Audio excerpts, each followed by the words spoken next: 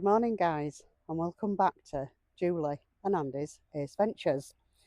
This week I want to talk to you about the essential items that you need to get started in caravanning. So the obvious one is you need a caravan, and without a caravan obviously you can't go caravanning. The other biggest essential item you're going to need is a tow car, which you can see ours at the back of me, just in front of the caravan here. And the tow car has to match with the caravan in weights and everything and what it's capable of pulling. So this is something you need to check out when you're buying both a caravan and a tow car. So obviously, to be able to hitch your caravan up to the car, you're going to need a tow bar putting on, and the tow bar must have electrics, which for us are right under the car here. And next to the electric hook up on the car is a little hook that you put your breakaway cable to, which is connected to your caravan brake. So in case of an emergency, the breakaway cable will put the brakes on the caravan. So another good item to have is your hitch cover. Now the hitch cover will protect the workings, the mechanical workings of the handbrake. And these are, for me, if you look down in a campsite, everybody has a tow cover on. This one's actually our new one. We've only just bought this one, so we're testing it out this weekend. But underneath the hitch cover, they just clip off here underneath, and they just pull off like so. You can fold them up and put them away. So you've bought your caravan, you've spent a lot of money on it. You may have had to buy a tow car too and spent a lot of money on that. So as far as the caravan goes, you've spent all that money. You don't want anybody to steal it. A little bit of security for your caravan is your hitch lock. This is our hitch lock, and these just live under the Alco stabilizer that we have here. And this will stop anybody being able to hitch up your caravan whilst you're on site. In the front of it here, where your tow ball normally goes when it's hitched up to the caravan, you have a ball there, which obviously closes that up. They can't pull up the lever because the lock's over the top of it, so they can't take this out. And that is a really good bit of security, and it's an absolute essential.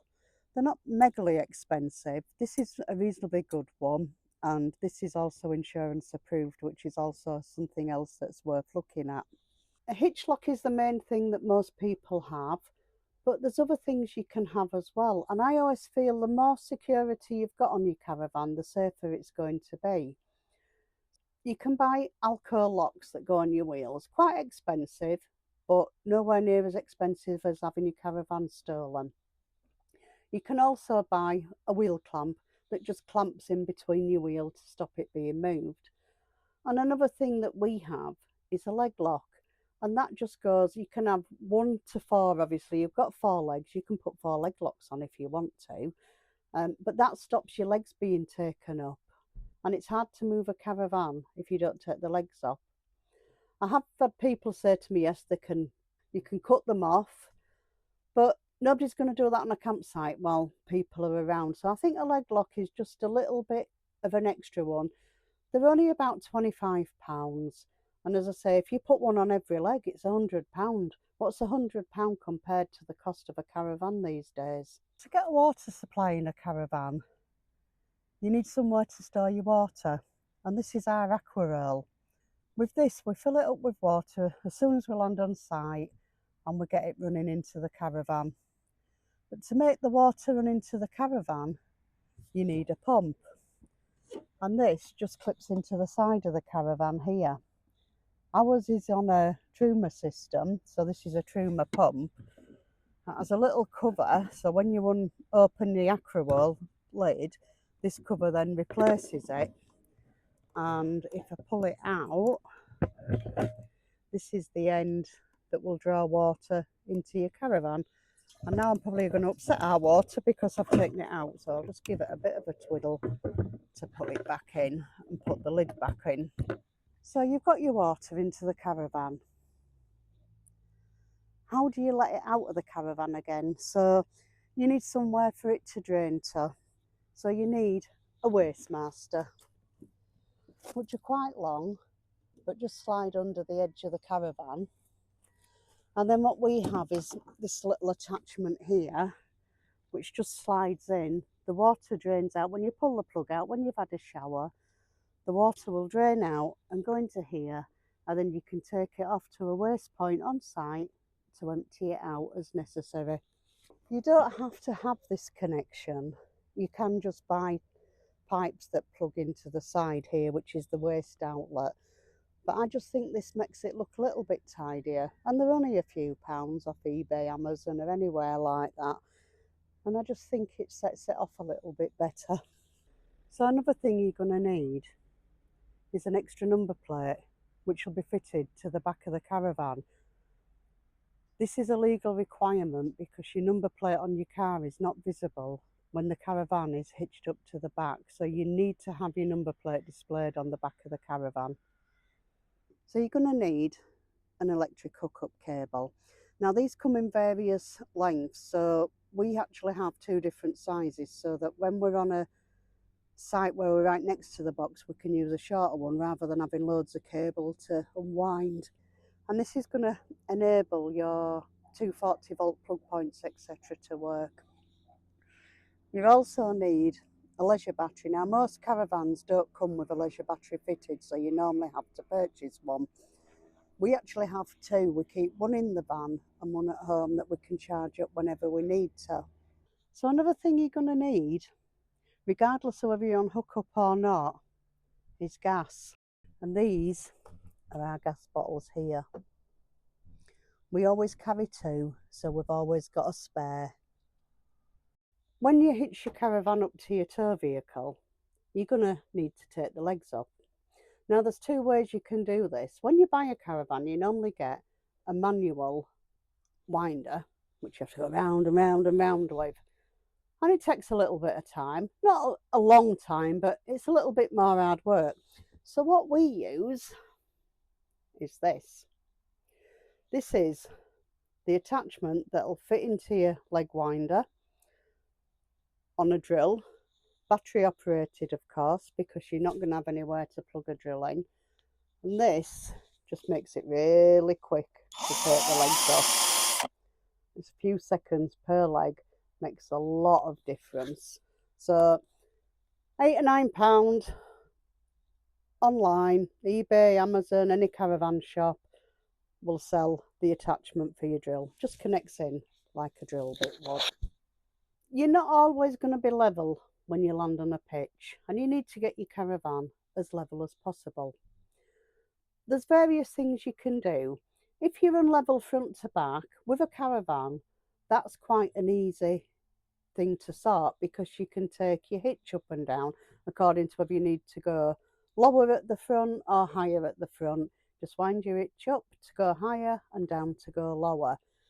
Side to side can prove a little bit more difficult because if your pitch is slightly sloping, you may need to lift one side of the caravan, and that is where you'll need a levelling block. Or you can buy a jack that sits on the wheels like so and actually lifts the side of the caravan.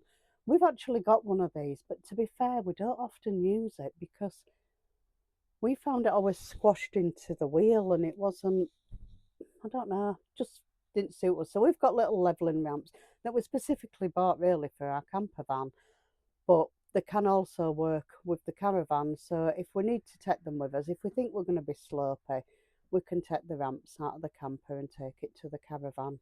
Staying with the subject of levelling, before you can level your caravan, you need to know which way you need to move it. And the best thing to get is something as simple as this, which is just a two-way spirit level. So it'll tell you whether you're level front to back and side to side. And this, we just keep inside the cupboard, just inside the door, so I can grab it out, put it on the floor and check the levelling before Andy puts the legs down. Towing mirrors. It is a legal requirement to have towing mirrors connected to your car mirrors when you're towing a caravan. And again, there's lots and lots of different types of towing mirrors out there. We use the Malenko ones, which we find really good.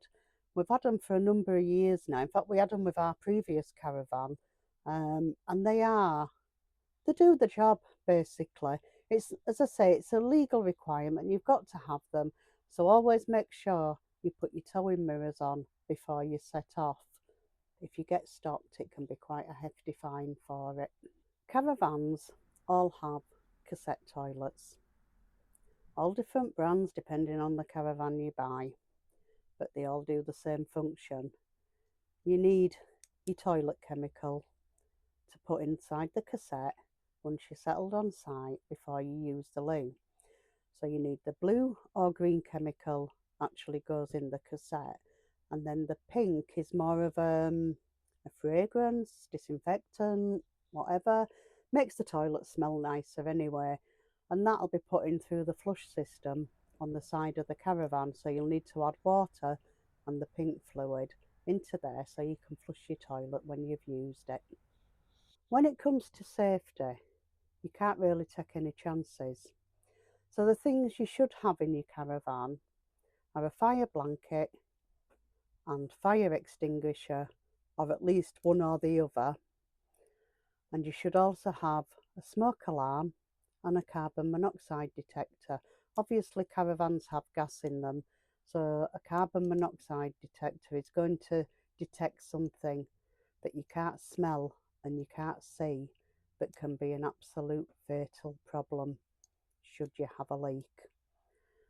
Most caravans come fitted with a smoke alarm and a carbon monoxide detector, but if the one you buy hasn't, these are really, really good investments to have, as is the fire extinguisher and fire blanket, which don't normally come with your caravan. That is the main essential items that you need to get started in caravanning.